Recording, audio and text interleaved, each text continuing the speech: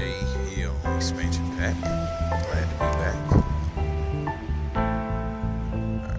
Alright. As you know, it's Wednesday, so we navigating our lives. The topic for today is teaching the teacher.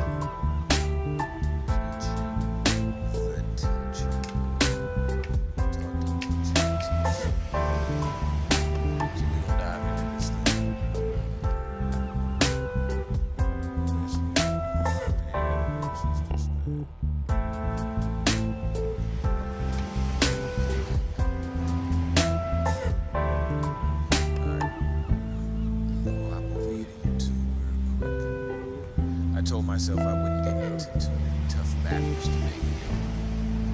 Too hectic. Yesterday, it didn't make me happy.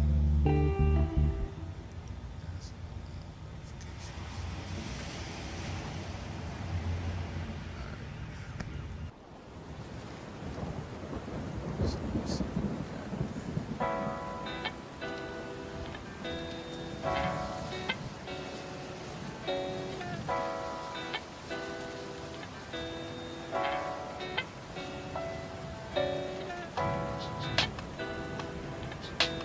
I got a new screen for y'all too. Hold on.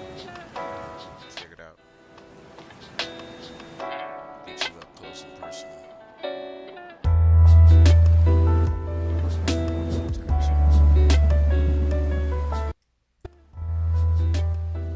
Yeah, got this new screen right here to get y'all up close and personal with what I'm typing in, what I'm looking for.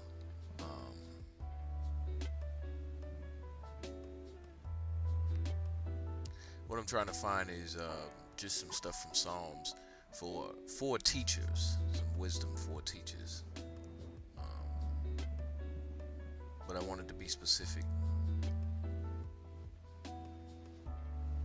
I don't want it to just give us anything.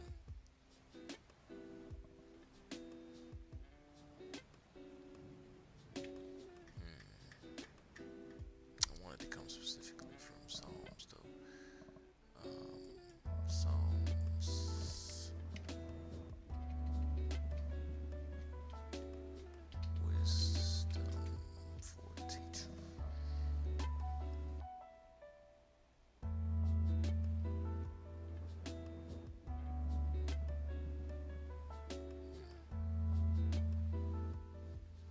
Okay.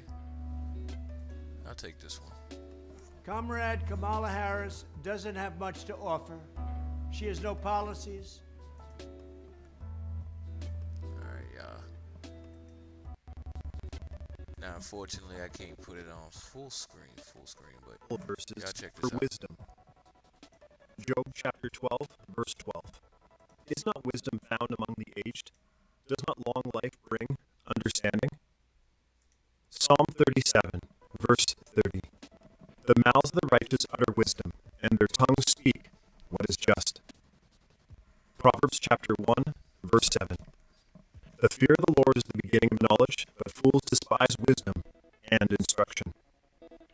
Proverbs chapter 3, verse 7. Hey, what's Do up, not be Zanita wise in your 67? own eyes. Fear Glad the to have Lord you in here. and shun evil. Proverbs chapter 4, verses 6 to 7. Do not forsake wisdom, and she will protect you. Love her, and she will watch over you. The beginning of wisdom is this: get wisdom. Though it cost all you have, get understanding. Proverbs chapter 13, verse 1. A wise son heeds his father's instruction, but a mocker does not respond to rebukes. Ecclesiastes chapter 2, verse 26. To the person who pleases him, God gives wisdom, knowledge, and happiness. But to the sinner he gives the task of gathering and storing up wealth to hand it over to the one who pleases God. This too is meaningless, a chasing after the wind. 1 Corinthians chapter 1, verse 25. For the foolishness of God is wiser than human wisdom, and the weakness of God is stronger than human strength. Colossians chapter 2, verses 2 to 3. My goal is that they may be encouraged in heart and united in love, so that they may have the full riches of complete understanding, in order that they may know the mystery of God, namely Christ, in whom are hidden all the treasures of wisdom and knowledge.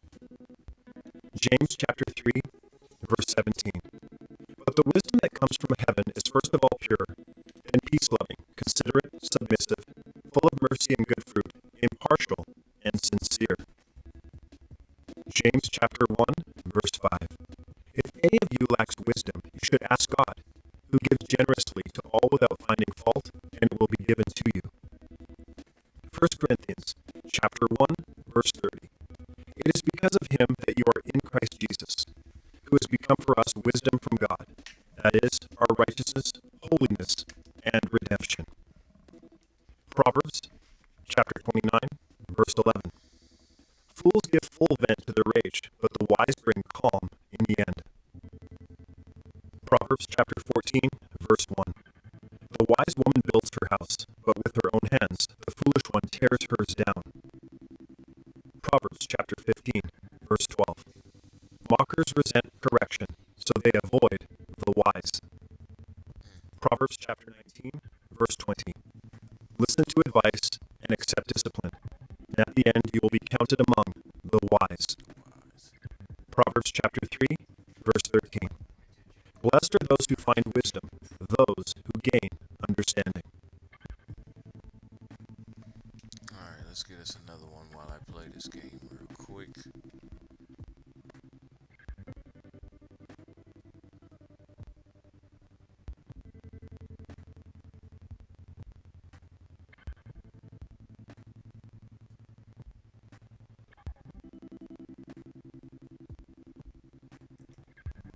You are reminded when you see me that you have the power to jump in front of his trajectory, in front of her trajectory, and alter it forever.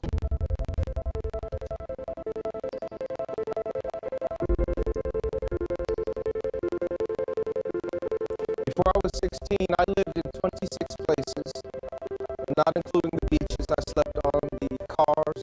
I slept in the alleys. We slept in the strangers' houses. I was the kid you saw coming from a block away that prompted you to turn around across the street or clutch your purse. And I used to cry myself to sleep, wondering if things would ever get better. And I was the kid who took all those issues with me to school. But several loving adults came into my life and helped me turn things around. Helped me return to school. Helped me become the first person in my family to graduate from high school. Helped me go to college. My friends, I share this with you not to impress you, but I share this little bit of my life with you to impress upon you. When you see me, you're reminded of the power to change the direction of a student's life.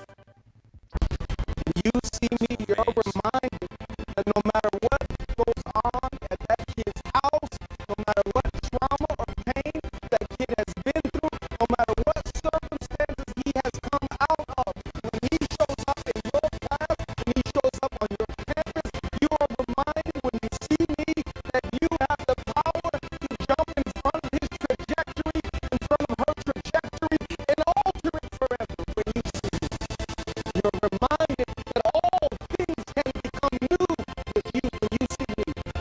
You're reminded that relationships matter. You're reminded that understanding where the student comes from matters. When you see me, you're reminded of the importance of getting close to that child, that student, looking him or her in the eyes and saying, I see something special in you. I see something powerful in you. I see greatness in you. When you see me, you're reminded of your power.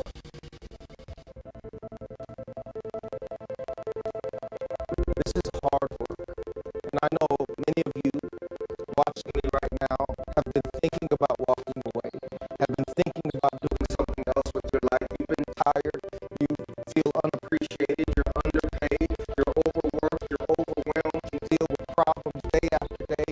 I know that you've been thinking about doing something else with your life, and I understand more than you know. My hope is that I can give you at least one reason to stay, one reason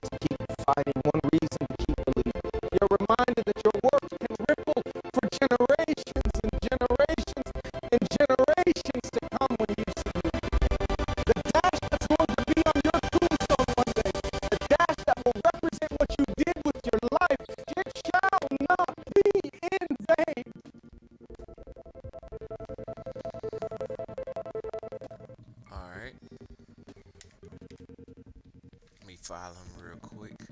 Let me see. Qualities of a great teacher.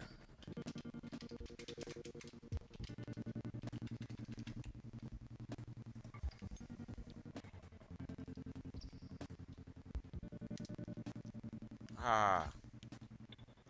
All right, give it back.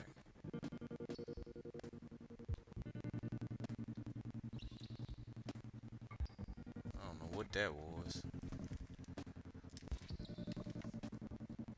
All right. Stop asking research questions to ChatGPT. Its answers are not reliable, and they are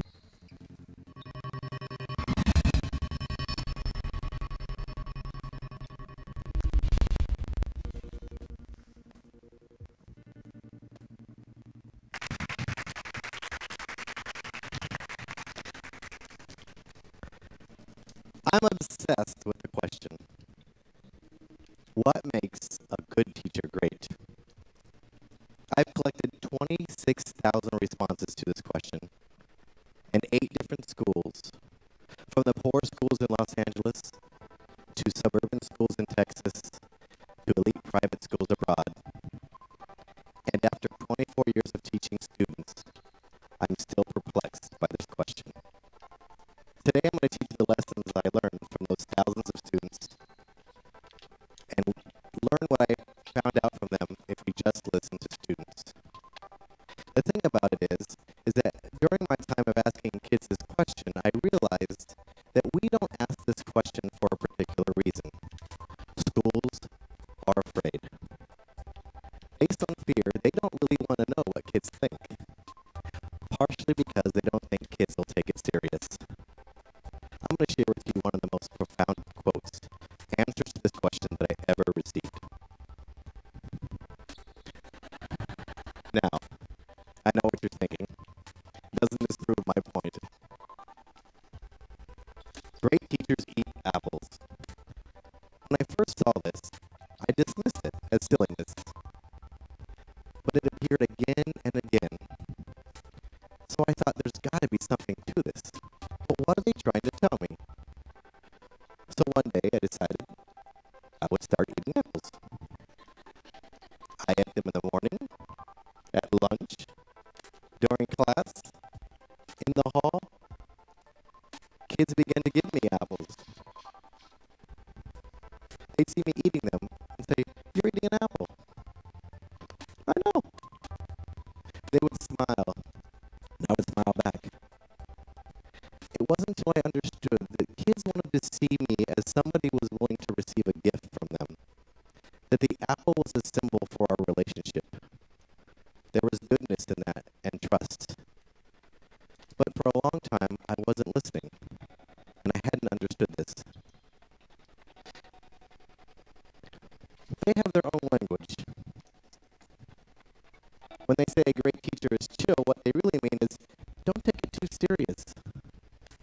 Be calm in all situations. Don't get overwhelmed. They have a way of speaking to us about what they really want to tell us, but we have to listen. Right? I'm the father Oh my of gosh. 2 grown kids. They're out of school now and in college.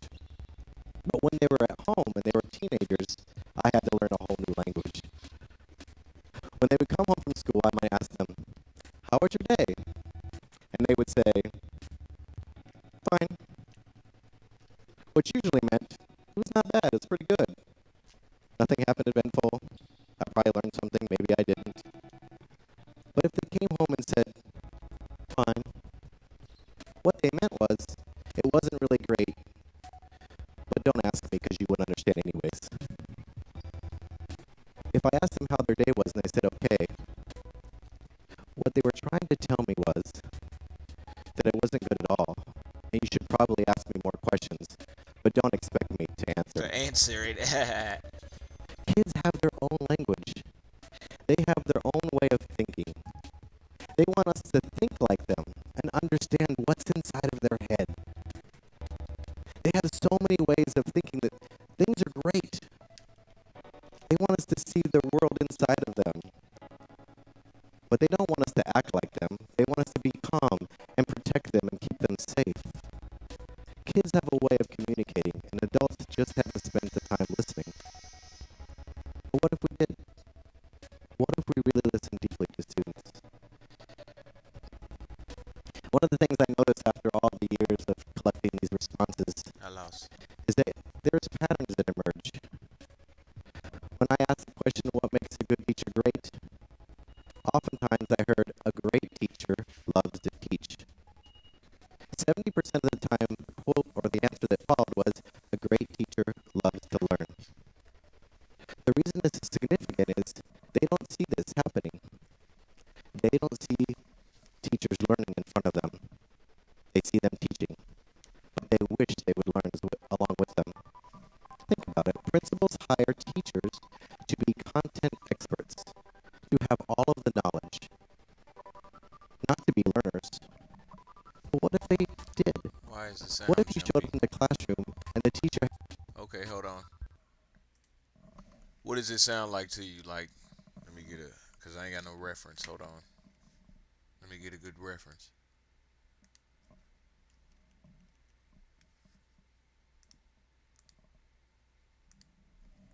One second.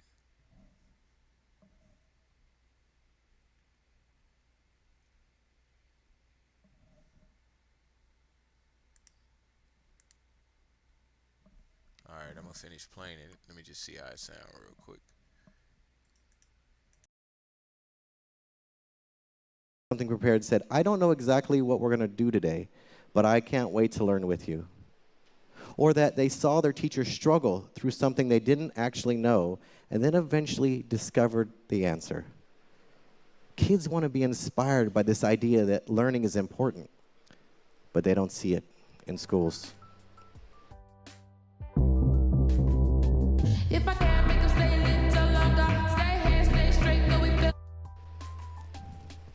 When I saw this quote, a great teacher isn't a teacher, I actually was a little bit offended. What do you mean? I'm a teacher. They're like, we know. What they were trying to tell me is, a great teacher isn't in the classroom. Think about it. Think about a time that you have some enduring understanding, a time when you learned something that you still remember and use to this day, like throwing a baseball Is that better? or riding a bike.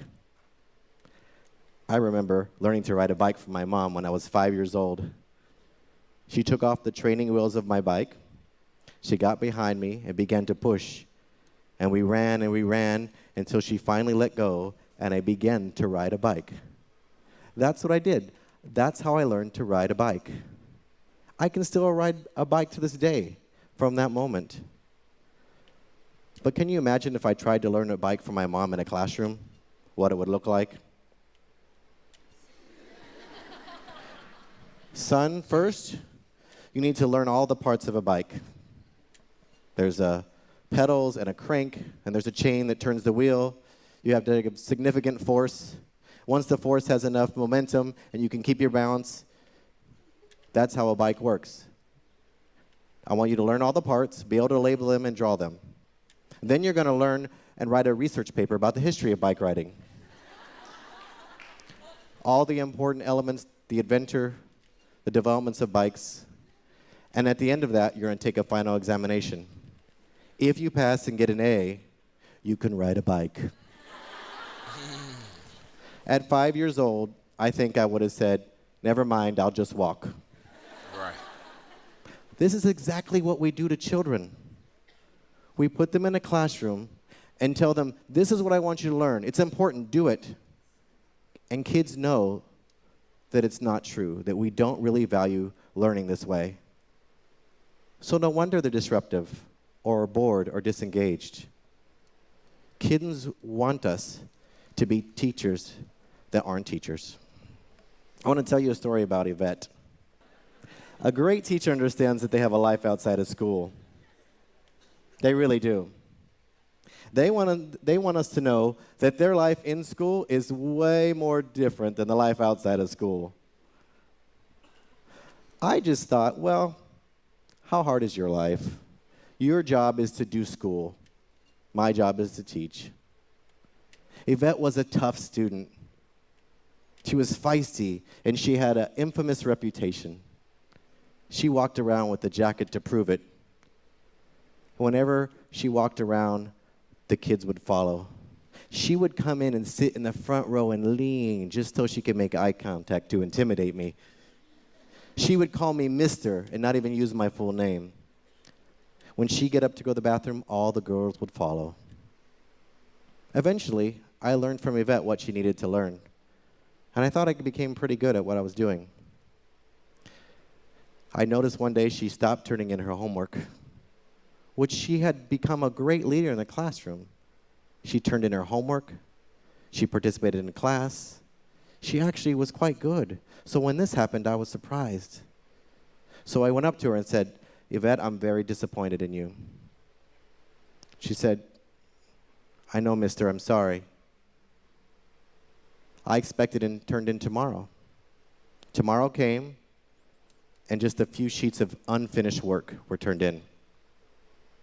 I also went up to her and said, Yvette, this is disappointing. She said, I normally do my homework in the bathroom because it's the quietest place in my house. But this week, the electricity was turned off, and it's dark in there. I had a candle, but it burnt out, and I'm sorry.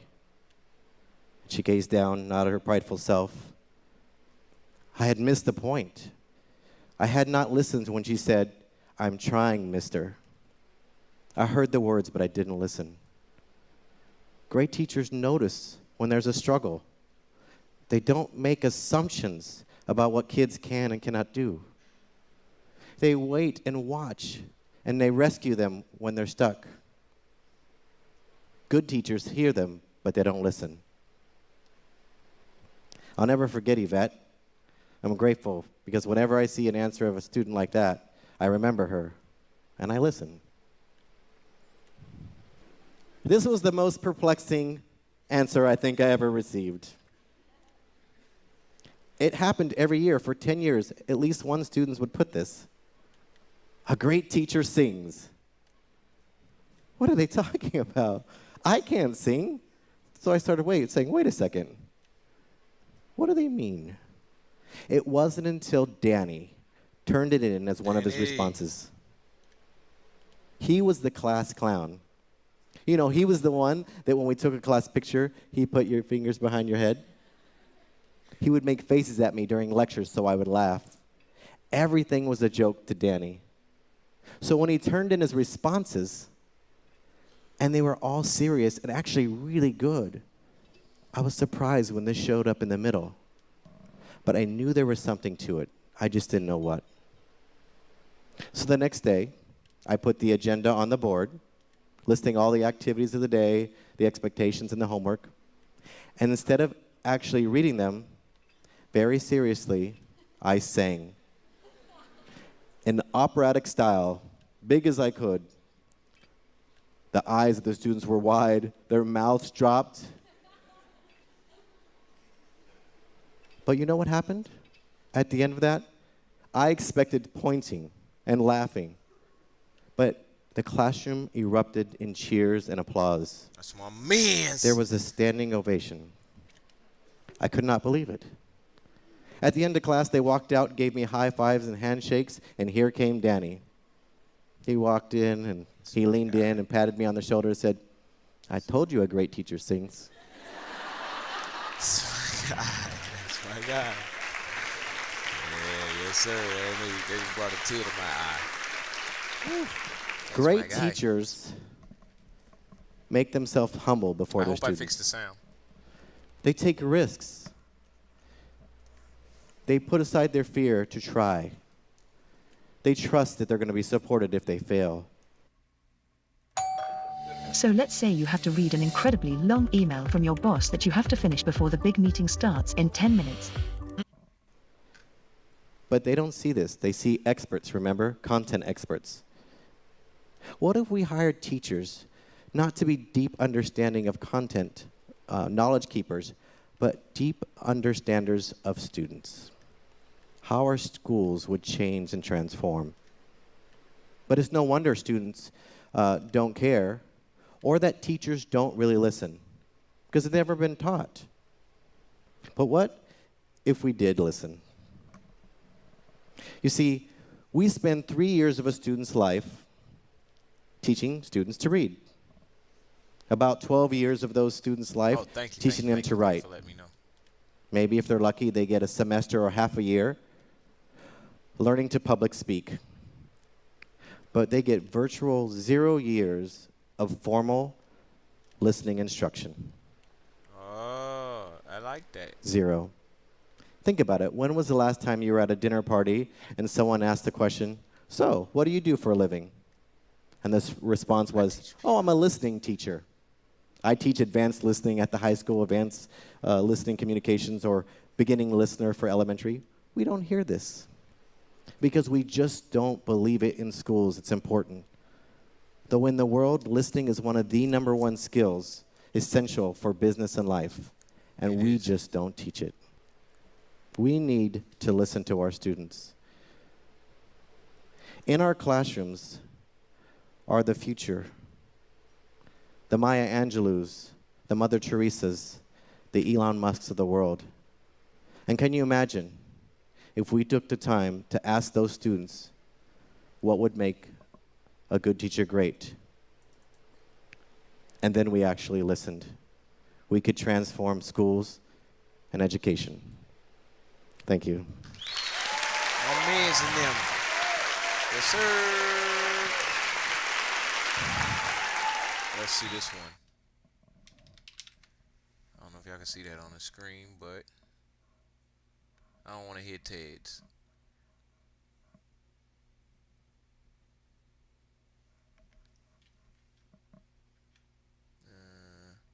Hold on. Let me see something.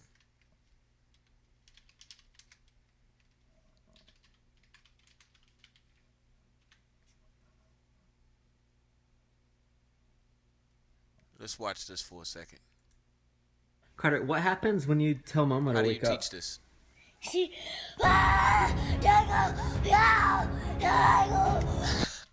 Carter, what happens when you tell Mama to wake up?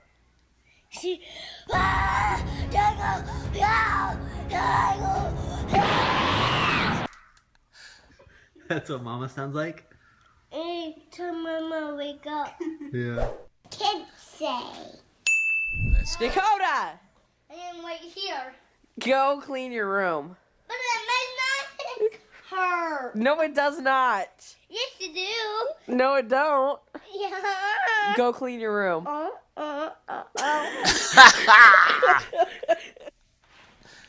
Sleep over like a mug. Turn up. All we need is some women. What? What you say? All we need is some women. Boy, what you say?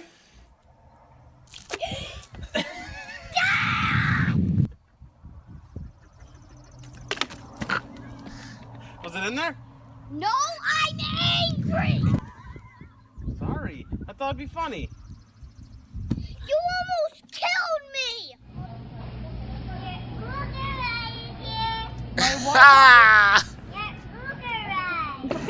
Yes, yes, ma'am. Come on. Can you get on say this. France? Can you say Italy? Italy. Can you say Africa? Africa. Can you say Europe? I'm up. Show me with your body when you're happy. Happy. She ain't moving it up. Trump's Project She ain't 2025 would moving it take all. black America backwards. It would strip away our voting rights protections and bans abortion. Kamala Harris will stand up to Trump and his They'll let you skip the Trump one and let you skip the Kamala. while Kamala Harris is for the people. Oh, come on. Just trying to lighten the mood. There's a family address. I'm not doing that. What do you do when you're really happy? Do you just go? I'm not. What do you do when you're really happy? Do you just go? I'm not doing that. I'm not doing that.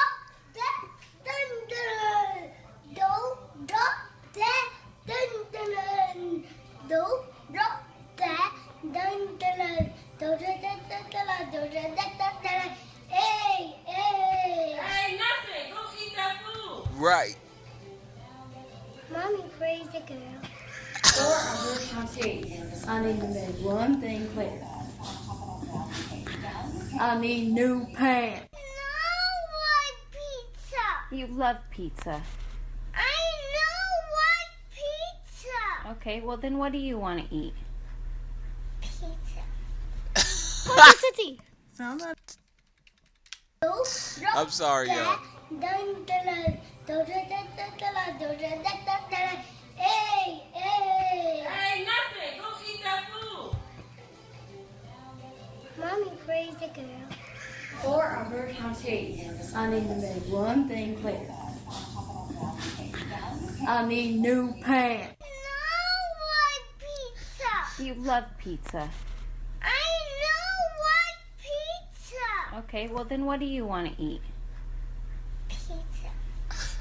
What's a titty? Sound that out, Dre. Quantity. It's a quantity. That's a cool. Don't you get it? A quantity. Sound it out slowly. A Quantity. quantity. Because I'm mad at you guys. For what? For you and Emma. Why? Because I'm mad at you guys. Why? Because I'm mad at you guys. Why? Because I'm mad at Because I'm mad at you guys. Maybe it's time to say goodbye to the Binkies. You're going to be 4 years old. You're getting to be such a big girl, and like these Binkies are really small for you. But I am small. Look, see? What am I looking at? Me. I'm small. You're not very small. My arms are small, my legs are small, my feet are small, my head's small, my eyes are small, my eyebrows small, my nose small, my mouth small, and my belly small, my hiney big, and my legs big. What? Your hiney's big. Poop taste. Huh? Poop taste. Poop taste? So on the day with me? He like, nah. On the day with me? He said no. Hello? I do not want to hear this again. Because you know I call 855 Jay Sanders. Start being nice to me always. Don't be a mean because you know Jay Sanders don't play. And I don't want to say this again. Now be nice to me. I think that I'm going to call 855 Jay Sanders. And some bugs house. What's he doing? And a cocoon. Making a cocoon? I'm trying a cocoon. I'm making a What? cocoon. That ain't no cocoon. Push a cocoon. Okay. Cocoon? I'm pushing. Mommy, can I push a cocoon? Better go push that cocoon in the toilet. I can push a cocoon. How did you put boobies on your sweatshirt? like God did that. God put boobies on my sweatshirt. Oh. Yeah. He made that way. Can I see? What? And I'm about to go to the church, and then we're gonna lay out presents. If there's an earthquake in Alaska, everything wipes away. Even if you're outside, you will get wiped away. What Bye. wipes you away? A tsunami. Never, if you see a tsunami, you should follow the police. Right. If you stay outside when a tsunami's coming, I want you to follow the police and don't stay there. If you stay there, you get wiped away. Wiped away by what? The tsunami. Okay. Thank you, Freya. Bye. Let us know. That's my Ruben, girl. what's the name of this book? LOL Dalmatians. LOL What is it? Dalmatians. That's right. LOL Dalmatians. Okay. Okay, this is my candy speech. As you can see, every kid wants candy. This is candy. Now I'm saying this to adults because they don't know the difference between fruit and candy. Right. This is fruit, This is candy. Right. We want candy. We don't want fruit. Get that Get it out out of here. Get that out of here. We want candy. Right.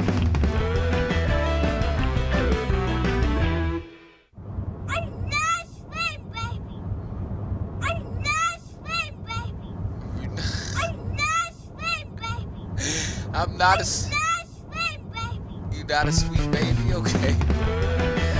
Alright. What's your favorite kind of food? Fruit. Fruit? Yes. Yep. What kind of fruit? Fruit Loops. What is it called? Certificate. A birth certificate. Fruit Loops. Fruit. Fruit? Yep. What kind of? What's your favorite kind of food? Fruit. Fruit? Yep. What kind of fruit? Fruit Loops. What is it called? Certificate. A birth certificate. A what? Say it. Birth certificate.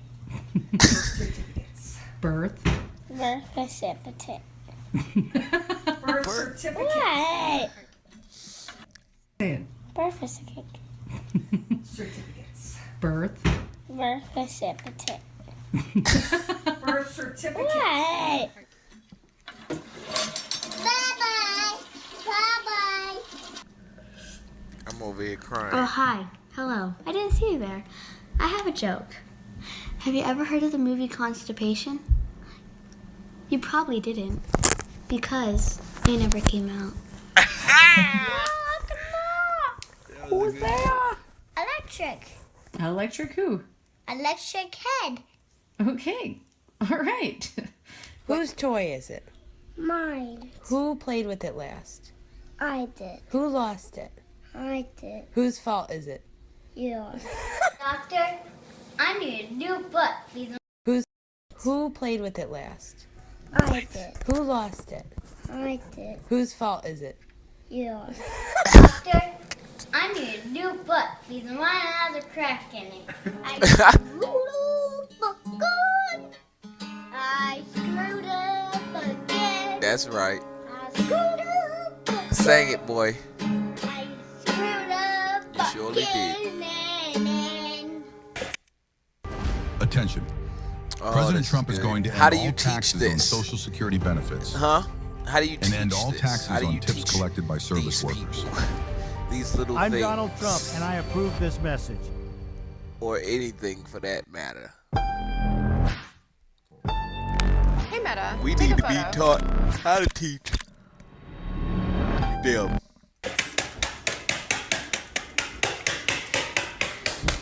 Beet pudding mix. I need. You need to be patient. You need to be patient. You need to be patient. Is that the rule? You need to be patient. How about you be patient? You be patient. Hey. Are you ready to go to school? No. Why not? Yeah, I'm not worthy. You're worthy. No, I'm not. You're worthy. No.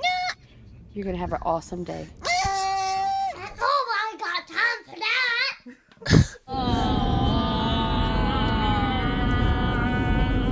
This is my man.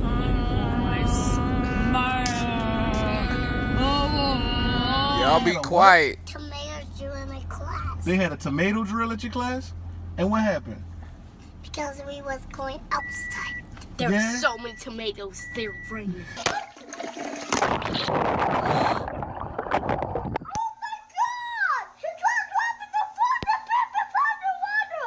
How was school today? Good. What'd you do? I don't remember anything. Not a single thing. No. Did you but- stare at a wall all day, you think? But I do remember one thing. I had an accident. You did. I pooped in my pants. George. And when I went, I was like, ooh, maybe that's a giant fart. And I was like, nope, that's poop. Poop right there. Canada in my pocket. A little bit of history. A quarter and a nickel and a quarter and a dime. And a lot to you and me. Yes, So, sir. Mom, if you want past through the driveway, you could just go over the space. Like, you could just, or the workers, and Mom, you could only stay on the sidewalk, so come out. Sure. I'll show you. Mom, by the way, He's talking nonsense. Right. Why you can't leave the balls at home? Okay, put them back, please. Well, you said we were gonna put them in the microwave. That's what you said. No, fish are not food. They're friends. They're only friends. Yes, sir. Whoa, watch out. Bethany, stop. Fish are not food. I can't help it. You're ugly. What planet Right. you're from? Where my anus. Oh my God. Look at me. Look, Mommy. It smells like poop. Bruh. What did you say before? It's too hot to go down my esophagus. Ooh, Jackson, what are you eating? A cantito? A cantito. It's a fajita. Fajita. Take a bite. This is so good. Makes me want to fart in my pants. I'm just playing with my hooker and everything and everything. What? And everything and poo-poo. What are you playing with? My hooker. What is that? It's Daddy's hooker. Ben.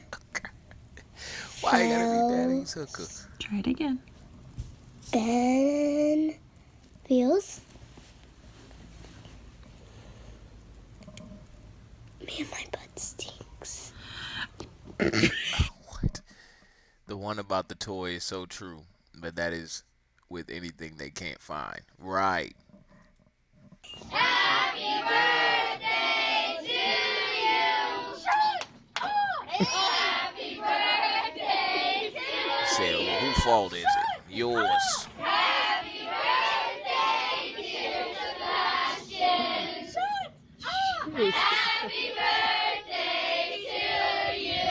Hit you with a dodgeball? Alexa, is Santa watching? Santa is watching, so you better be nice children.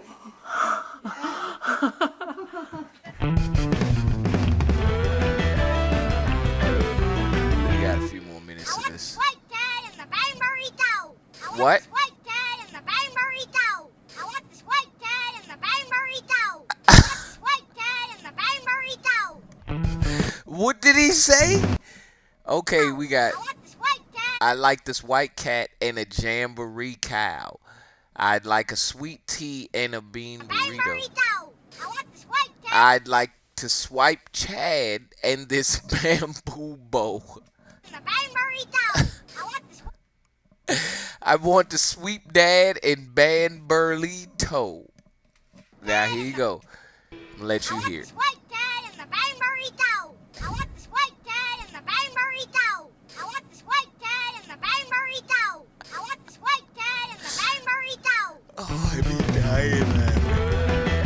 Oh man. Mickey Mouse. Uh-oh. What is this book about? This book is about boobs. What? This book is about boobs. Oh, why do you think that? 'Cause look, she's touching her boobs. See? Wow. Hi, Casey. How are you? Meeting reminder in 10 minutes. Oh! Is that a giraffe? No, it's a zebra.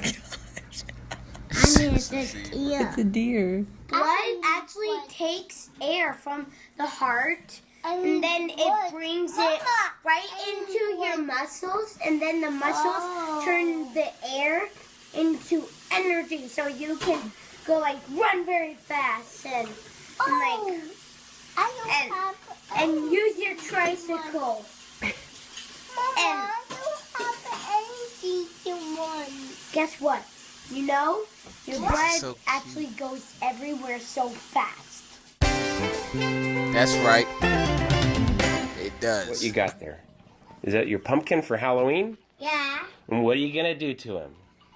Get the brains out over here. You're gonna take the pumpkin's brains out? Yeah. Ew, that's yucky. What if a pumpkin took your brains out? I don't have brains. You have no brains? You ain't got no I don't brains? have skeleton bones. You just have bones? I cannot do that thing. Well, Somebody did it. Well, I didn't. I didn't. I didn't see it happen. I was looking to you. I was looking to you and gonna get ready to say something that I love you.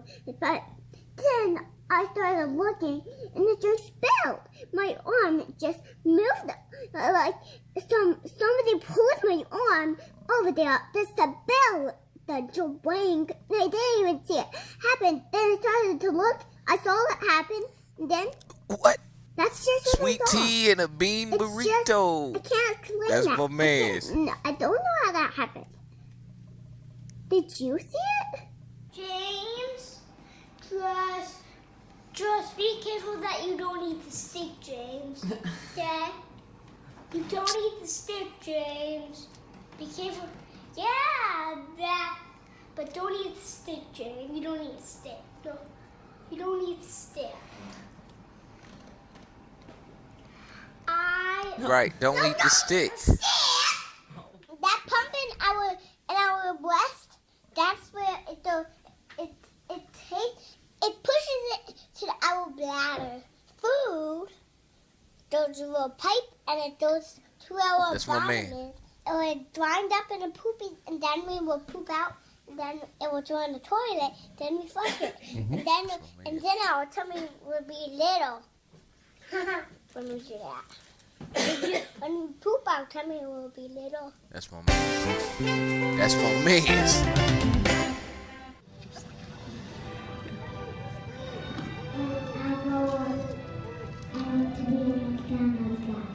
My God.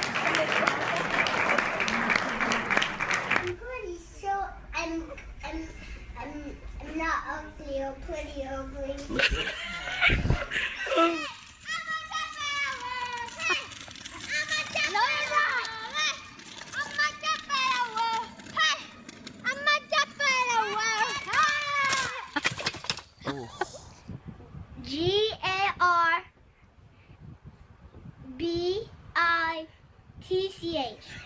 Garbitch. What? Garbage! Garbage! There's a yard sale up there, Mom. What the heck are they saying? Let's go. Where's my Sharon Sam Fancy? Where's Okay. my Sharon Sam Fancy? Where's my Sharon Sam Fancy? Where's my Sharon Sam Fancy? Okay, hold on, wait. Where's my sharing sham, Francis? Where's my cherry jam fan shade? Where's Ed Sheeran's ham sandwich? Where's my shimmer and shine panties? What? Where's my Sharon Sam Fancy? Okay, maybe that is what she said. Okay, there we go. Let you hear it again. Where's my Sharon Sam Fancy? Where's my Sharon Sam Fancy? Where's my Sharon Sam Fancy? Where's my Sharon Sam Fancy? Okay. For your safety, remain seated with the doors closed. Keep your hands, arms, feet, and legs inside while the tram is moving. And supervise your children. Para su seguridad, en los That's my girl. Mantiene sus manos, brazos, pies, en inglés en lingua. Mantiene sus Yes, girl.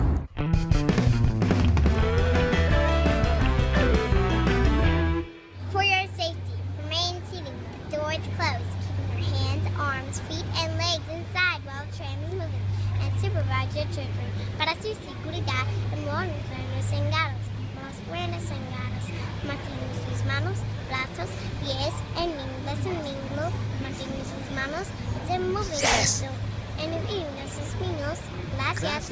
Please hold on to hats, glasses. There are any loose items that could fall from the tram.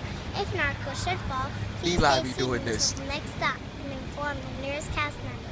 Thank you. Sit back, driver. We are clear to you. Honk, honk. Who's having another baby? Eli be doing that. Mom.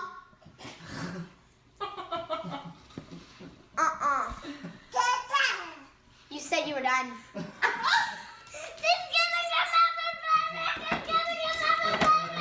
What is wrong with you people?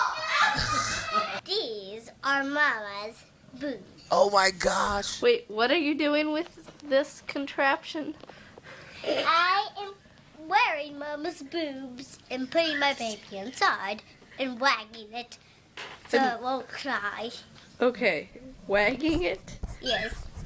That's very nice. Okay, well, You guys all ready? goodbye. Excuse me. I'm with the fire department. Are you running a safe business here? Do you have a fire extinguisher? Has it been safety checked? Yeah. It has? Are you the boss here? Yeah. What's your name? 99. What's your name? Austin Police Badge. Oh, Austin Police Badge. Is that Sir Austin Police Badge? Yeah. Sir Austin. I'm gonna check up on you again next month. You better have your stuff.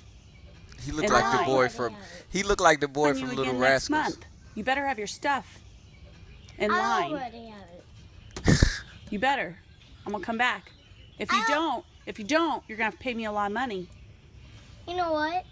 I already have a lot of money, and if I give you all my dollars, so my other sirs give me more money. You just have money on top of money. Yeah. Have a nice day. Okay. What happened to your hash brown, Trinity? It disappeared, Uncle Fred ate it. What about your sandwich? But it disappeared. Can Uncle Chris eat it? No. Well, you get up here and eat it. No. I want to sit over there. Oh no, look it. Oh no. Broken butt. What? And and hot cocoa. And hot cocoa. And Kids are hilarious. And hot cocoa. A building.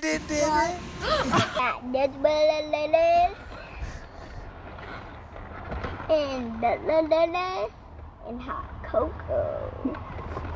I'm thankful for my stuffies because they're so comforty. I'm thankful for myself because I love myself. That's my girl. What is that?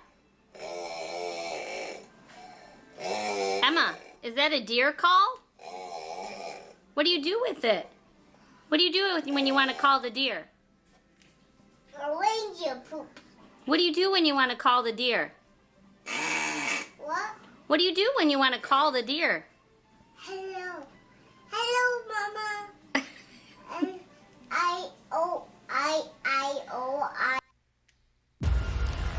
y'all, I'm sorry. Rome, living in the shadow of the rich and powerful.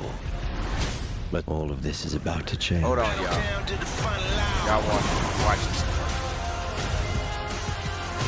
Nothing is more important than protecting our beloved Rome. The moment is upon us. Kill or be killed. That was a close one. I almost didn't make it. All right, so how do you teach that? How do you teach a young person? How do you teach an old person? How do you teach anything? So let's look at this. That was fun though. Oh man, that was so much fun. Let's get a quick video in here. Something simple. Benjamin Franklin apparently said, "Tell me and I forget. Teach me and I remember. Involve me and I learn." But what do we really know about effective learning hundreds of years later? Many respected economists and educators from the world's leading universities researched this topic. They discovered that many things don't matter, such as classroom size, new technology, or fancy uniforms. Their evidence suggests that the secret to thriving students is amazing teachers. Here's what they have learned. First, we have to acknowledge that teaching is a highly complex skill. It involves a deep understanding of the subject matter and the ability to explain complex issues in simple ways. But it also requires an understanding of psychology, pedagogy, as well as a wide range of management skills in order to get the students first quiet and then excited. Rob Coe, professor at Durham University, reported that many widely used methods don't work. For example, grouping students by ability, giving unearned praise, or the idea that students can discover complex concepts by themselves. Instead, master instructors have high expectations and maximize the lesson time. But most importantly, they combine high-quality instruction with pedagogical content knowledge. They don't teach a subject, they teach their students how to learn it for themselves. In order to get it right, we have to treat and train teachers like brain surgeons. After all, they operate on human brains. Like aspiring doctors, they are best trained in the field, where they receive professional feedback when they make mistakes. Effective schools of education, therefore, train teaching like a craft, rather than an abstract science. At Sposato, a graduate school of education known for creating effective teachers, students spend a lot of their time tutoring or assisting professionals. Teachers who are already in the classroom need regular professional feedback on the job. A vast study by Roland Fryer from Harvard found that teachers who receive precise instructions together with specific regular feedback from a lead teacher will improve the most. Other good ideas to improve teachers are to ask the students for feedback or to record lessons on video and let the teachers watch themselves. How and what it takes for the child to learn. We all don't learn the same way. Exactly. And it's Doug hard, Lamov, and founder of Uncommon it's hard School to do that when you got more people. and author of Teach Like a Champion, identified many methods that great teachers use. They greet each student at the door so students feel welcomed and acknowledged of their existence. Later, they use a strong voice and don't stop talking until they have everyone's attention. Plus, they teach for mastery learning to ensure students get it 100% right before they proceed. But maybe most importantly, great teachers first get their students excited and then keep their attention through storytelling and engaging activities that spark their imaginations. A paper published by Stanford in 2009 showed that leadership makes a big difference too. At low-performing schools, principals hardly ever show up in the classrooms, but instead spend most of their time on administration, documents, or finance. Schools with better students have principals that get out of their office and spend a lot of time in the classrooms, supervising and developing the teachers. Together, they can make a big difference in their students' life. Economist Raj Chetty and his team analyzed the data of 2.5 million US students and 18 million test results. He thinks that instructors who are good at teaching to the test have a big impact. On average, having such a teacher for just 1 year raises the students' test scores and cumulative lifetime income by $14,500 in 2011 dollars. On early childhood education, he has another hypothesis. Great kindergarten teachers help to develop social skills, discipline, and character. Their impact does not improve test scores during the school years, but surprisingly re-emerges years later when their former students apply those skills to advance in their careers and find meaningful and well-paying jobs.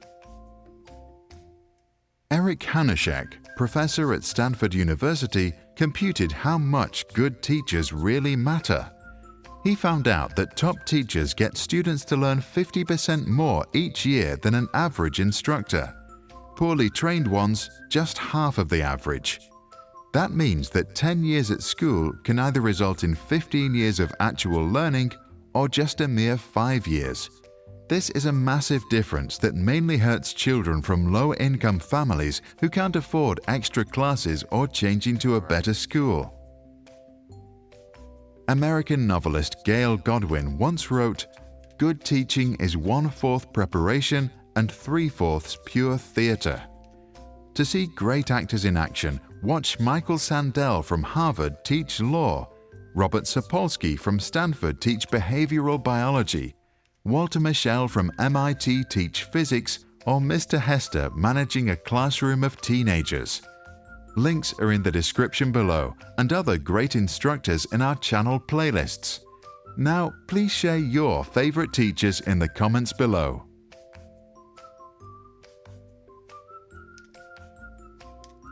Hold on, y'all.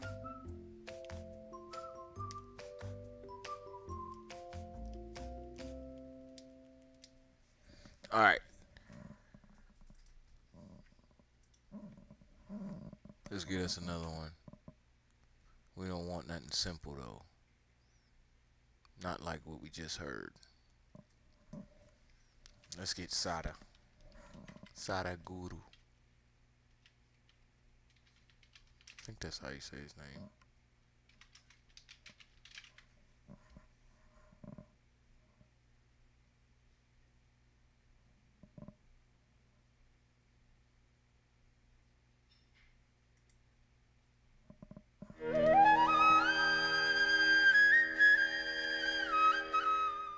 If you perceive something new, if you learn something new, it's such a joy. But why is schooling such a pain? Somewhere, the way we're delivering it, we have not looked at it carefully enough. We have not put ourselves sufficiently into it. When I was supposed to go to school, I did everything possible not to go there. So when I thought of creating schools, I thought we must create schools in such a way that children want to go there. What is the point creating a school that a child doesn't want to go? So if we have to create schools that a child wants to go, I think the adults need to go to school first. So, in a way, these conferences are just that effort to put the adults to school so that we, all of you, can create schools where the child wants to go. Of all the different manifestations of human beings, the categories are getting more and more. A child is the simplest and the easiest to make them happy and joyful. With such a segment of population which is naturally joyful, I don't see why it is so difficult to create a joyful way of delivering education. There is substantial scientific and medical evidence today that if you remain in a pleasant state of experience, that is when your body and your brain works at its best. Some studies are trying to establish that if you remain just one day, 24-hour segment in your entire life, one 24-hour segment, if you remain without a moment of unpleasantness within you, not a moment of agitation, anxiety, irritation, anger, nothing, just joyful. They say, your ability to use your intelligence can go up 100% in a single day. When… we've always known this by experience, but today there is data, because without data nothing is true anymore. If there is no data about you, that means you're not here. Yes. If you did not register your data into the computer, all of us will think you're not here. So without data, nothing exists. So today there is data that a joyful way of existence, it will enable and empower a human being to a very high level of perception and performance. So this is a must. How is the question? There may be many methods, but one fundamental is, if you are not joyful, you are not going to inspire anybody to be joyful, that's for sure. picture this. You're sitting at home alone watching YouTube That's for videos, damn wondering sure. why you can't find the motivation to do the things you need or want to do. Why I should be telling you this? Because is there anybody here that you have not known a single moment of joy in your entire life? Is there any such person here? No. You cannot be, because if you did not have a single moment of joy, you would be dead. You would have no reason to live. So you know how to be joyful. I'm sure right now if I ask you, would you like to be joyful or miserable in your life? Every one of you will say, I want to be joyful. So you know how to be joyful, you want to be joyful. So why do you need a guru to tell you? Yes, Sadhguru, I want to be joyful, but to kick that butt, you need a guru.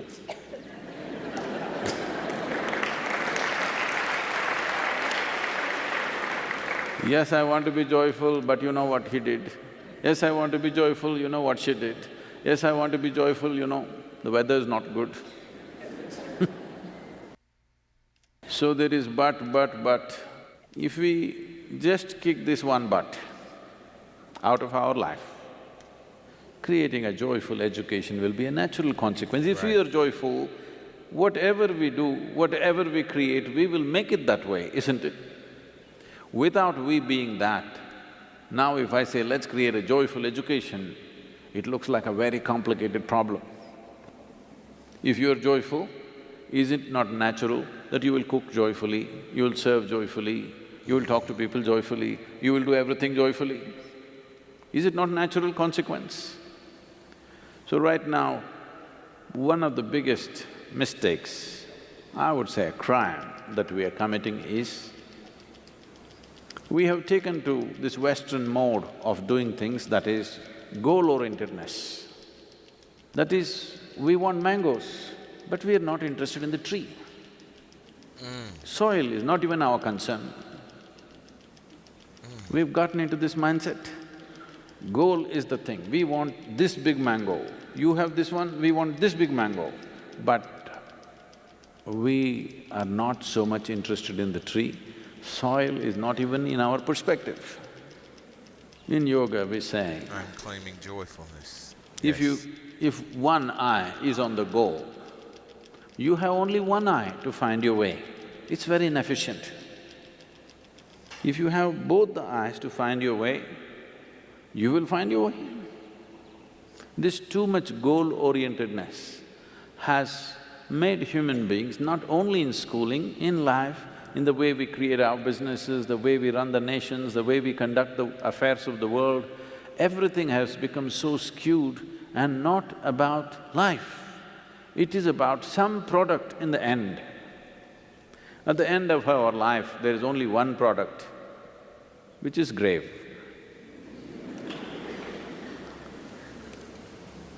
Either we are investing too much in the graveyards of the past, or futuristic.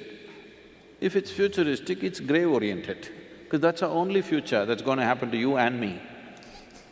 Yes or no? Hello? That is the only future.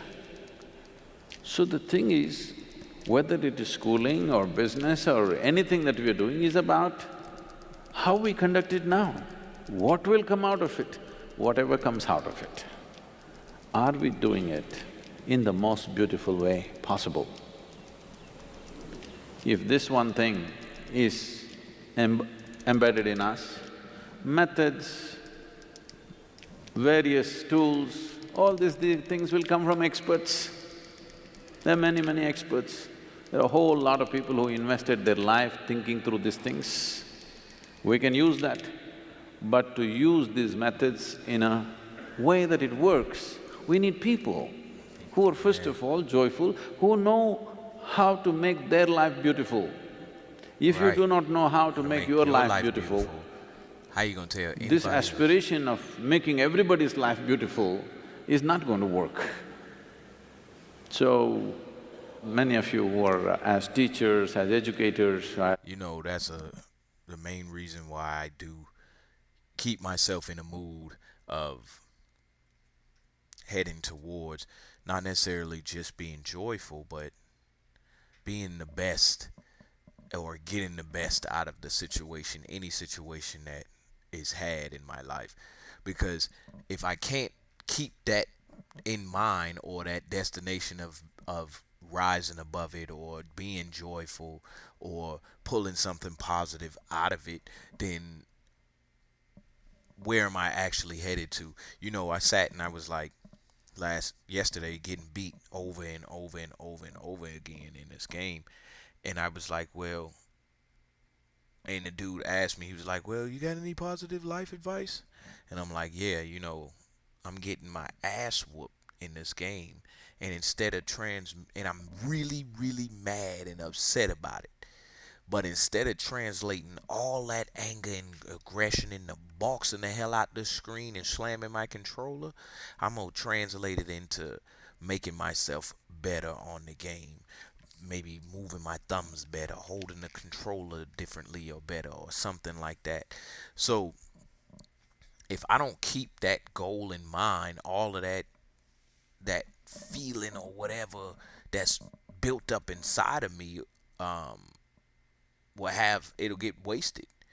And keeping that, making myself better in mind, keep me from doing something that's going to destroy myself in the meantime of getting to be my better self. Experts in the field, variety of expertise that is here. The evolution of the teacher is the most important thing, everything else is secondary. Who delivers this is the most important thing. It's not… we have not invested enough in that. Evolution of the teacher does not mean just more and more tricks about education. As a human being, if the teacher blossoms, becomes a joyful, loving, compassionate human being, above all conscious human being, everybody has to strive for this, otherwise this will not happen. This is not something that will happen because you got a PhD. This is something that you have to work upon yourself. If this process is brought into the teachers, you must see the tradition of this country is this. Usually parents gave away their children to a teacher, an acharya or a guru, took the children totally in his fold because people saw him as an evolved human being, not just a knowledgeable human being, an evolved human being. So they saw that if we leave our children in his hands, in his or her hands, naturally our children will blossom. So this has to come. This may look like, oh, is this possible to train all the teachers? Why not, I'm asking. For the first time, for the very first time in the history of humanity, we have capabilities that no other generation could ever dream of, isn't it? For the first time, we can speak to the entire world. It is time we make truth mainstream. If truth becomes mainstream, truth means what really works. If I sit here, what will leave me in the highest state of experience is the truth of my existence, isn't it? If every human being knows what is the truth of their existence, that you can sit here in the best possible way a human being can be right now, you don't have to worry about tricks of education. In those hands, every little tool will become a powerful process. In this effort to make educators, teachers and others who are involved in children's education in this country or anywhere else, we want to offer these things to you, simple tools for transformation, something that you can do with yourself which will leave you in a better place than you are right now. This must happen. It's my wish and my blessing that this must happen.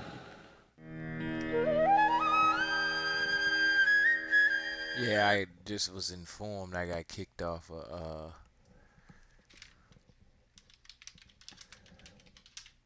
the YouTube. Hopefully you're still out there and you're able to see on something else.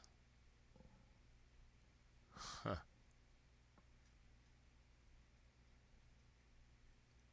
I need something longer than that.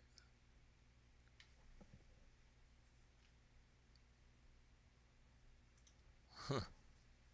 So we're coming to the finish line. We're leading in the polls and we're doing well.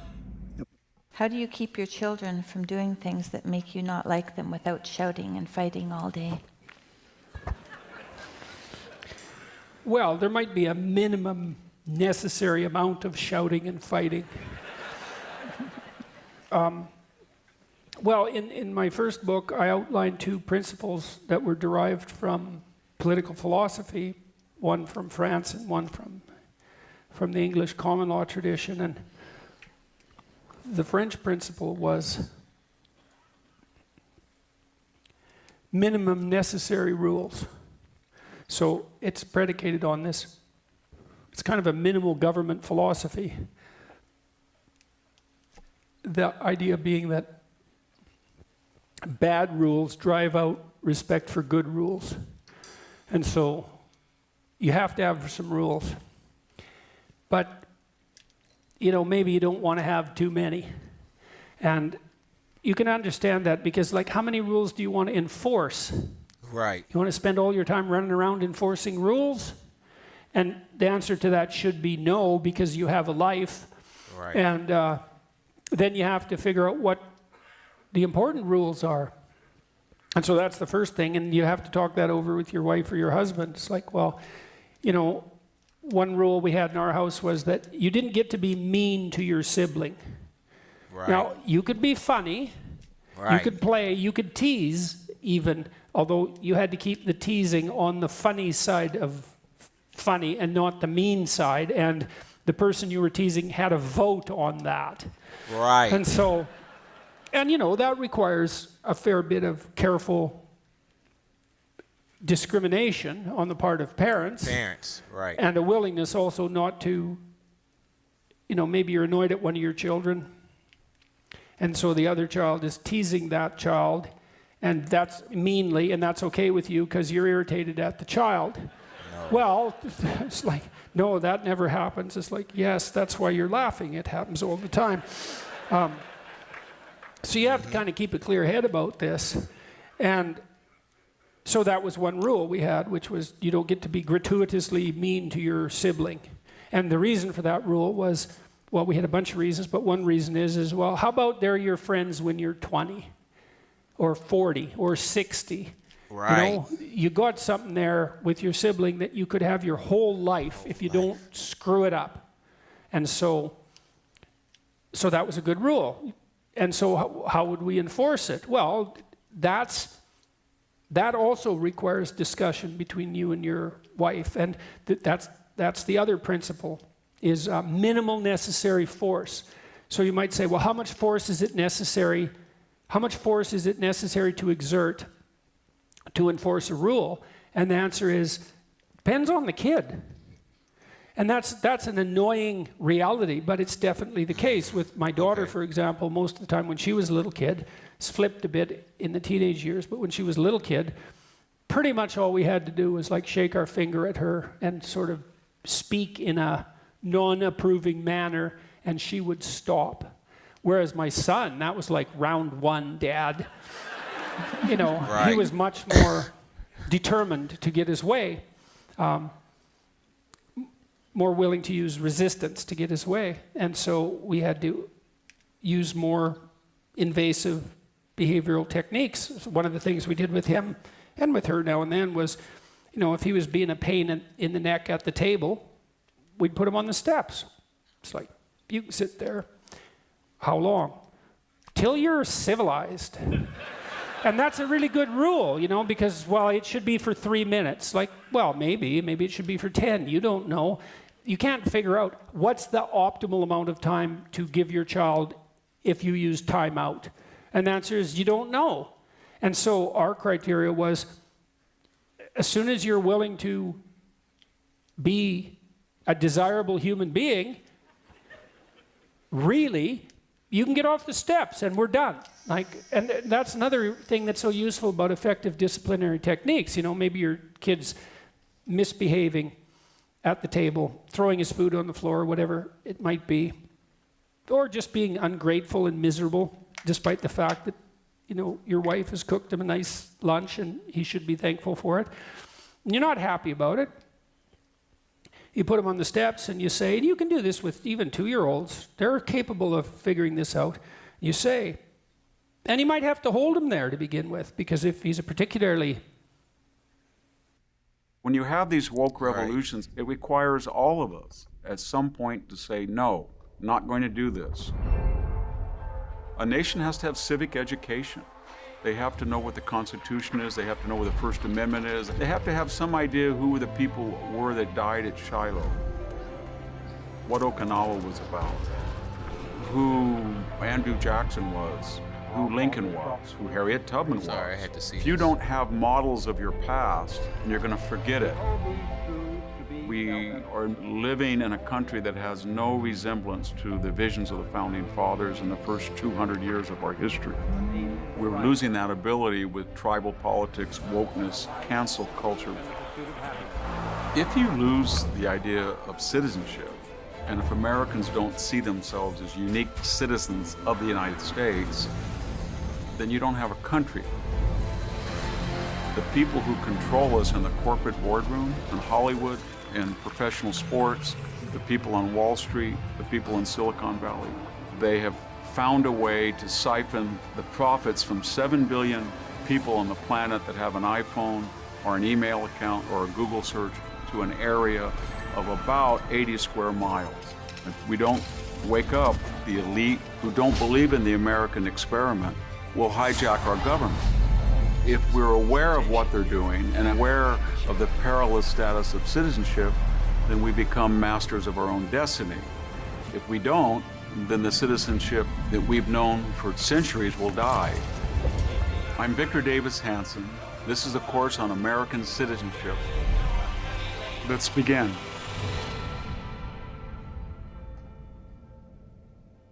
That's my man's. Stubborn child. Sorry, You're no. going to put him on the steps and let go, and he's going to run off. It's like, ha, ha, ha. It's like, no, you're sitting there, even if I have to hold you. And you want to not be angry about that. It's like, he's 2. You can take him. So you're going to sit there until I tell you you can get up. And you're going to look at me when I talk to you, so you know I mean it. But as soon as you decide that you're going to follow the rules, I'm going to forgive you, like instantly. And that's really important with kids. You don't want to hold a grudge. And do you really want to hold a grudge? Like, do you really want to have a grudge? Wouldn't it be better if it was just over? And the thing is if the kid taps himself into compliance and it's over, well, hooray, then you get what you wanted. And you might think, well, you know, who are you to impose your rules on your child? And the answer is, well, I'm his parent. And you might say, well, what gives you that right? And the answer is, well, I took on the responsibility, and so there's rights that go along with that. And second, like, who else is going to do it? So what gives me that right? It's like, it isn't exactly my right, it's my responsibility. Right? It's not like I want to put my child on the steps to gratify myself unless I'm, you know, there's something seriously wrong. It's not pleasurable in and of itself. It's like, I don't want the kid to be a squalling, wretched reprobate that everyone hates. And so, yes, sir. And you know, if you remember your elementary school life and junior high school life, you know there were children who were very unpopular and who didn't know how to behave. And how about that isn't your kid? How about that? And so that's who you are to impose those rules. And you say, well, how do you know those are the right rules? And the answer is, that's bloody tricky, man. And that's partly why it's a good idea to be married. Because if the two of you can agree on a rule, then there's some reasonable likelihood that it's an okay rule. Okay rule, you know, because right. what's the probability that you're both crazy in exactly the same way? That's my guy. So you use minimal necessary force, and timeout is a very effective strategy. And with my son in particular, it was really interesting to watch him respond to timeout, because he did have a temper, and he would... HoneyBook keeps your proposals, contracts, invoices, and payments all in one place. My name is Laura Gomez, and I'd say, all right, you, steps. And he'd say, I'm not going to the steps. And he said, I'm going to count to 10, and you bloody well better be on those steps by the time I hit 1. And he'd go, I'm not going. And I'd go, 10. And he'd look all panicky. And Right, he'd it'd run be around. funny. 9, 8. Don't count! Don't count! I hate it when you count! Usually, by 2, he was pretty damn close to the stairs. And by 1, sitting there, and then, you know, I can remember this quite vividly. He would sit there just enraged, like it was so interesting to watch, because kids, well, when kids have a temper tantrum, that's rage. They're completely undone by anger. If you ever saw an adult do that, and I saw that in my clinical practice, by the way, you ever saw an adult have a temper tantrum, that would scar you for life. I mean it. It's something to see, man. You see a 2-year-old, you think, well, thank God they're only this big and soft, you know. But it was so interesting watching him, because when he'd be enraged like that, I'd go say to him, leave him a minute or so and say, are you ready to get off the steps? Are you ready to have a good day? He'd say, not yet. And, you know, and then it would take a couple of minutes longer, and he would get off the steps, and he'd come over, and I'd say, you ready to have a good day? And he'd say, I'm ready to have a good day. And, you know, he said it. You know, if you want an apology from someone, let's say, not that I wanted an apology for him, I wanted him to behave properly. But if you want an apology from someone, you know, you can tell by their voice if it's real, right? Because there's a humility in it. It's like, okay, I'm done. You know, I'm done. Yeah, I made a mistake. I'm stupid. I'd like to try again. I'd like to do better. You know, and you can tell if it's genuine, you're very likely to forgive them, right? And you listen carefully for that, and if there's any note of falsehood, it's much harder to let the person off the hook. But if they've really admitted their mistake and are willing to try again, then if you're a reasonable person and you haven't stored up too much resentment, then maybe you'll let them off the hook. And it was very easy when he would come over after getting himself together and say that, then we'd just go on our way and it was done. And that was lovely because we had reasonably effective disciplinary strategies worked out. We didn't have to fight all the time, although we had to fight now and then. We didn't have to scream and yell, and the emotional tenor of the house wasn't at a high level consistently. It was like there'd be sharp outbursts of trouble that were short and contained, and then peace again. And the aim was peace. It's like, how about some peace? Wouldn't that be lovely in your life? Some actual peace, you know, which isn't, I'm holding my tongue and my nose simultaneously because of all the things that are going on here that I can't dare to talk about. As God, that's a terrible way to live. So that's the answer to that question.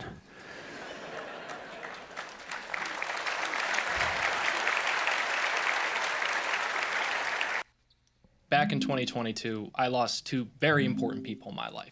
Big figures. It really wasn't until February.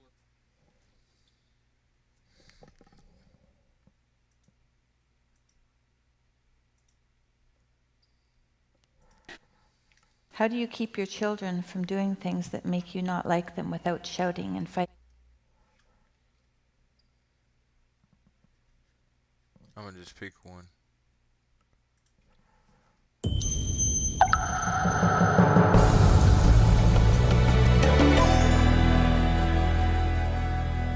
Sorry, team.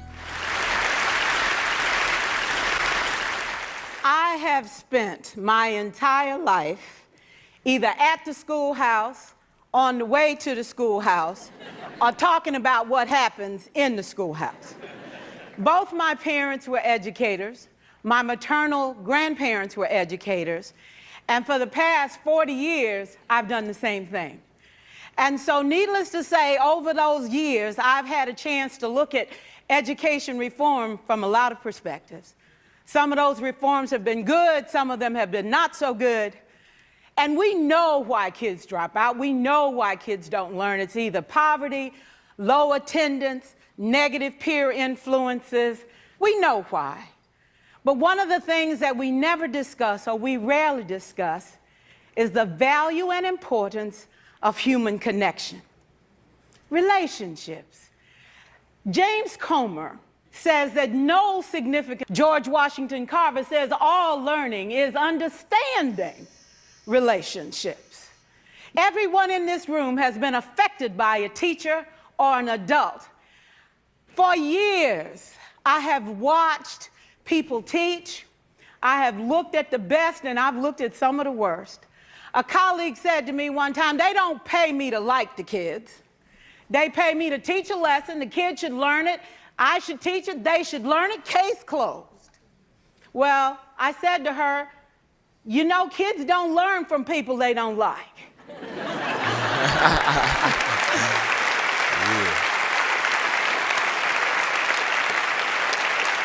She said, that's just a bunch of hooey. And I said to her, well, your year is going to be long and arduous, dear. Needless to say, it was. Some people think that you can either have it in you to build a relationship or you don't. I think Stephen Covey had the right idea. He said you ought to just throw in a few simple things, like seeking first to understand as opposed to being understood. Simple things like apologizing. You ever thought about that? Tell a kid you're sorry, they're in shock. Right. I taught a lesson once on ratios. I'm not real good with math, but I was working on it. And I got back and looked at that teacher edition. I taught the whole lesson wrong. So I came back to class the next day and I said, look, guys, I need to apologize. I taught the whole lesson wrong. I'm so sorry. They said, that's okay, Miss Pearson. You were so excited. We just let you go.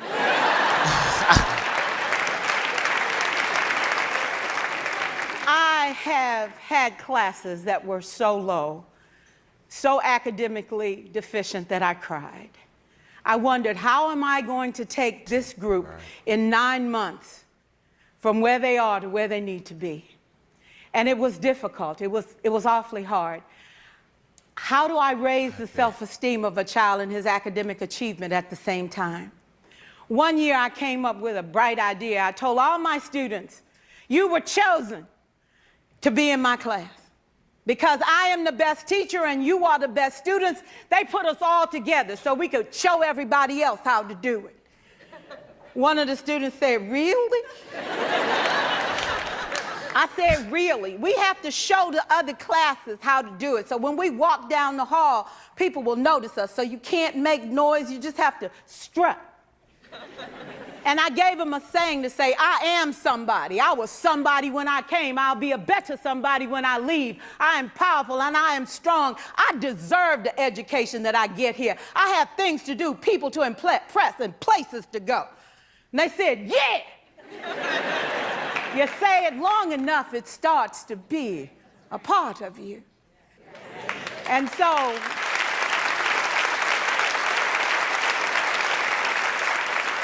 I gave a quiz, 20 questions. Student missed 18. I put a +2 on this paper and a big smiley face. He said, Miss Pearson, is this an F?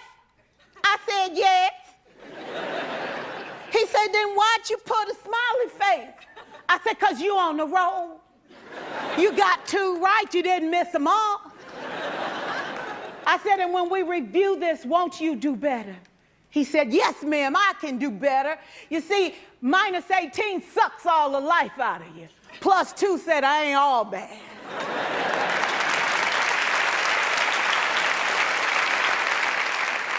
For years, I watched my mother take the time at recess to review, go on home visits in the afternoon, buy combs and brushes and peanut butter and crackers to put in her desk drawer for kids that needed to eat, and a washcloth and some soap for the kids who didn't smell so good. See, it's hard to teach kids who stink.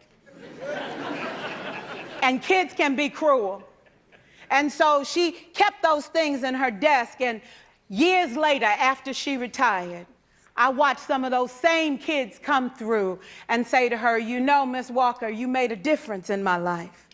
You made it work for me. You made me feel like I was somebody when I knew at the bottom I wasn't. And I want you to just see what I've become. And when my mama died 2 years ago at 92, There were so many former students at her funeral. It brought tears to my eyes, not because she was gone, but because she left a legacy of relationships that could never disappear. Can we stand to have more relationships? Absolutely. Will you like all your children? Of course not. And you know your toughest kids are never absent. Never. You won't like them all, and the tough ones show up for a reason. It's the connection, it's the relationships. And while you won't like them all, the key is they can never, ever know it.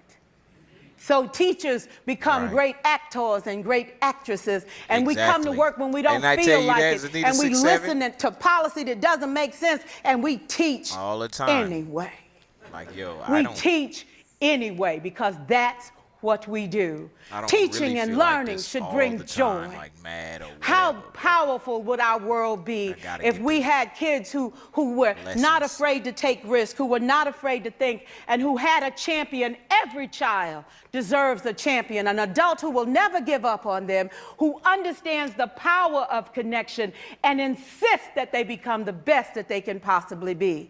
Is this job tough? You betcha. Oh God, you betcha. But it is not impossible. We can do this. We're educators. We're born to make a difference. Thank you so much. All right, y'all.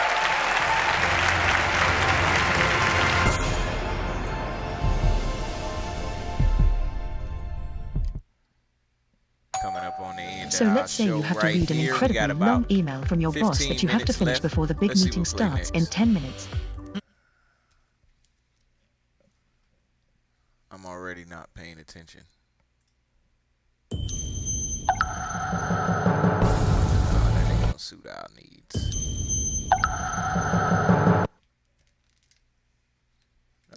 You missed it.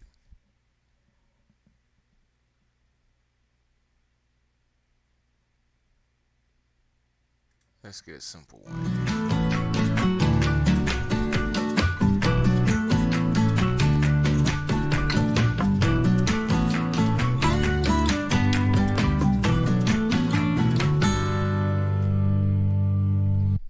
Thank you for coming to Kelly's conference. I appreciate it. Of course. I wouldn't miss it. On her quizzes and tests. Ah, okay. Maybe that is a good thing to watch.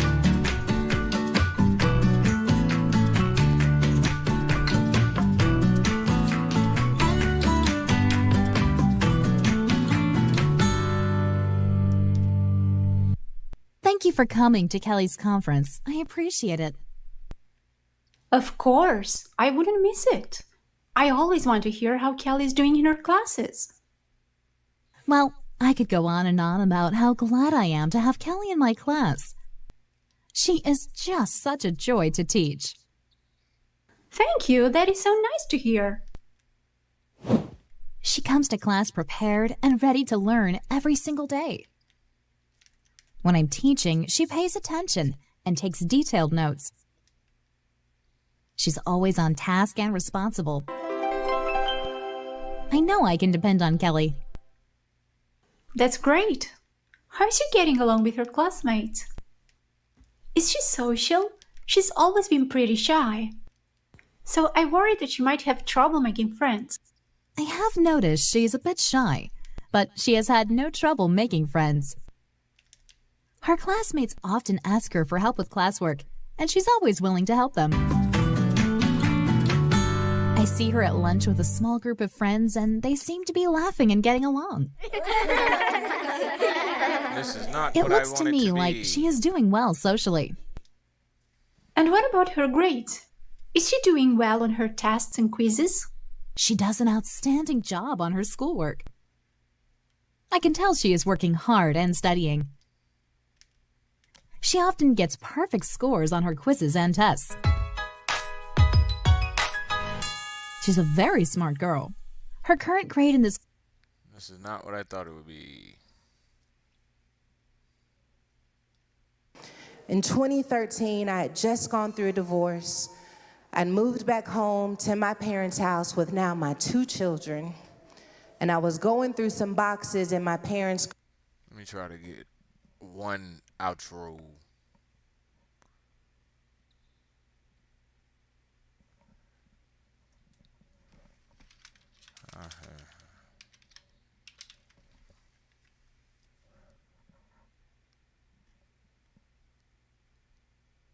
Okay, that's cool.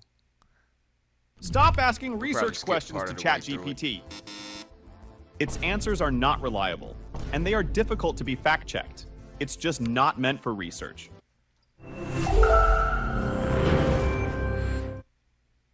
Gene, Let's get and it can be nurtured. Now, raising entrepreneurial kids is more than just teaching them how to start a business so they can earn money.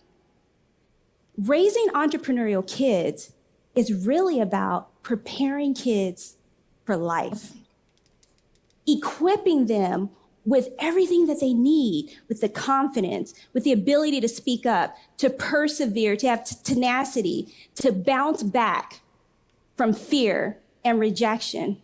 Those are the things that are required in our world to live to one's potential. So, in order for me to learn as much as I could about raising entrepreneurial kids, I interviewed dozens of parents and kids to find out what they were doing. And so I want to share with you what I learned. And I want to share with you 5 strategies that I'm actually doing with my children, and that honestly, I think every parent should be doing with their children to disrupt our conventional way of parenting.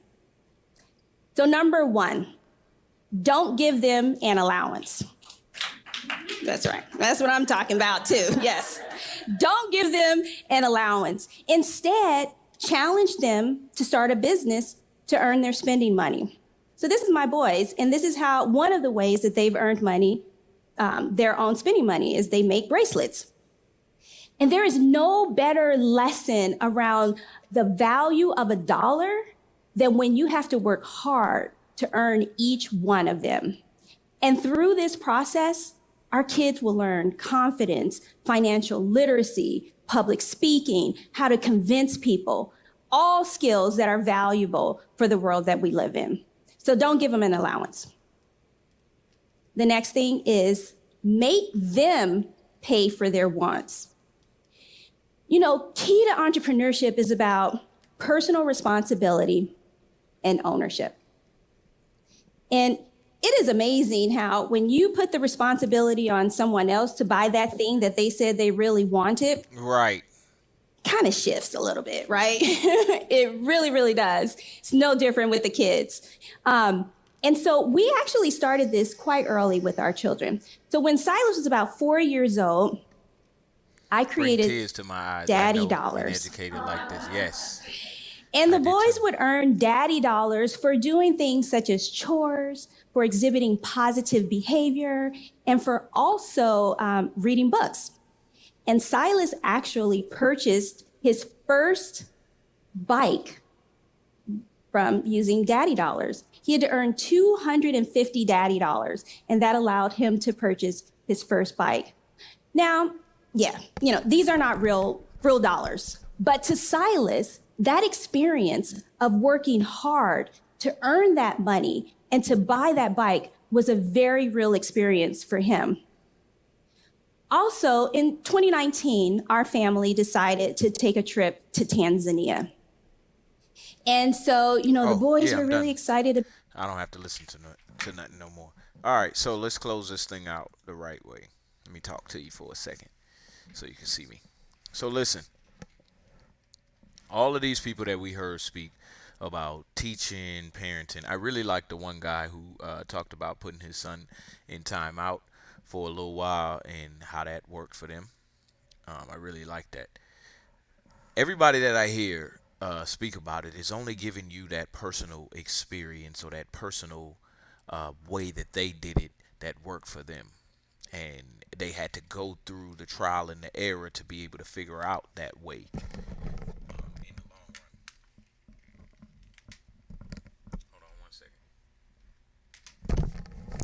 Yeah, to be able to hear that. I mean, to find out that way. In the long run, they had to go through the trial and the error. So, with going through that trial and the error, that's your personal experience. You can write a book about it and give it to someone. Doesn't mean that's going to be their personal experience exactly. So, the reason I'm saying this is because it's all just a journey into yourself. And you'll find that you become a better teacher, a better student, a better everything as you study yourself. You take yourself outside of yourself and look at yourself in an objective way to be critical. Not to change, but to be critical. And you take the necessary notes about yourself. And those things that you want to change, those things you want to keep, anything. That is what you use as your wisdom, your teaching, your experience.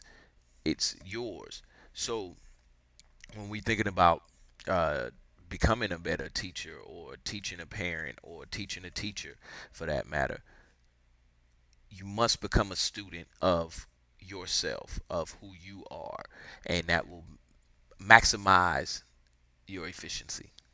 All right, this is another episode of Expansion Pack. I'm your host, Dan F. Man, here on DGTA TV. We're going to get back with y'all again tomorrow, Mental Health Thursdays, as usual. I'm glad y'all can kick it with me. I'm honestly, to be honest with you, I'm glad I'm not going to play with my dude right now no more. I'm switching over to, I'm switching over to, I think it's Eli player. Let me see who next.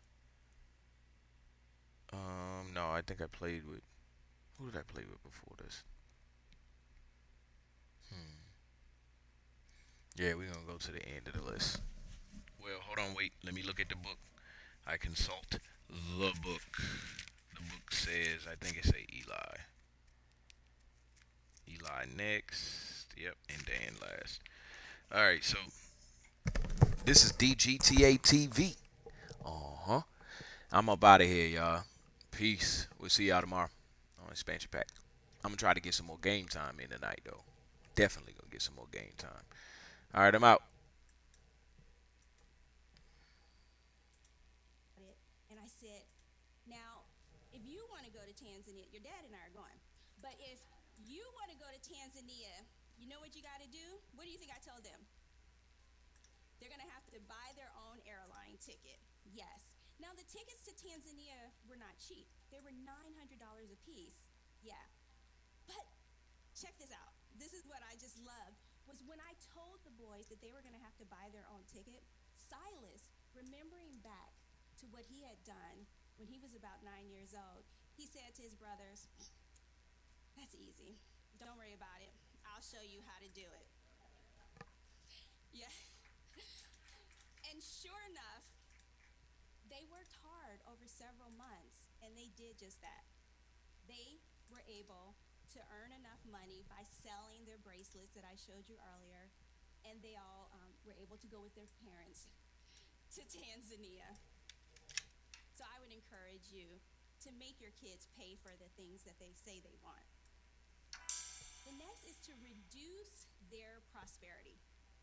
Now let's admit it, kids today have a lot of stuff. Heck yeah. And when you think about it, I understand this need and this desire as parents to want to give our kids Cello. experiences and things that maybe we did not have when we Yes. were children.